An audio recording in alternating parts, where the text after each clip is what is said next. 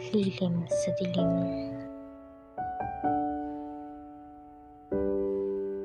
Sa lilim ng ating mundong madilim, kung saan milya-milyang distansya ang pagitan, kay aking natagpuan, mga matay nagkatagpo, habang ito ay kumikislap sa kadiliman, at puso'y nag-awitan. Tinig ay aking napakinggan, at ang hiyaw ay aking pangalan. Unti-unti aking naramdaman ang init ng iyong yakap at mga halik na kay tamis na dumadampi sa aking mga labi, kung saan unang beses kong naramdaman ang ganitong pakiramdam.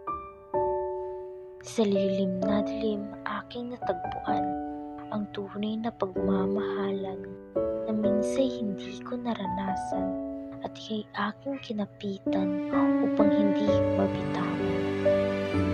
Kasama ng ating pagmamahalan, mga rosas ay nagsasayawan, ibon ay nag-aawitan, at nang biglang nagising sa katotohanan, ito'y isang panaginip lang.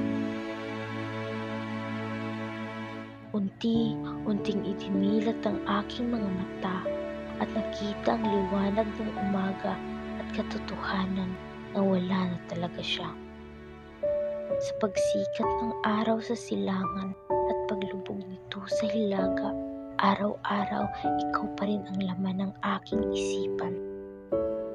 At sa pagsapit ng gabi, nanatiling idinilat ang aking mga mata, kayakap ang matapis na puno, lamig ay aking nadarama, luha ay pumaputak sa aking mga mata, pasangunan ng aking kasama. Habang bumabalik ang mga alaala kung saan purong sakit at pagdurusa, ayoko nang ipikit aking mga mata dahil sa pagpikit ng aking mata, masasayang alaala ang nakikita. Alaala ng nakaraan na hindi ko na mababalikan. Sa lilim ng dilim, hinahanap ang liwanag, nanatiling gising sa katotohanan, habang mga mata'y pagod puno ng luha, kaya mga mata ay unti-unti nang ipinikit.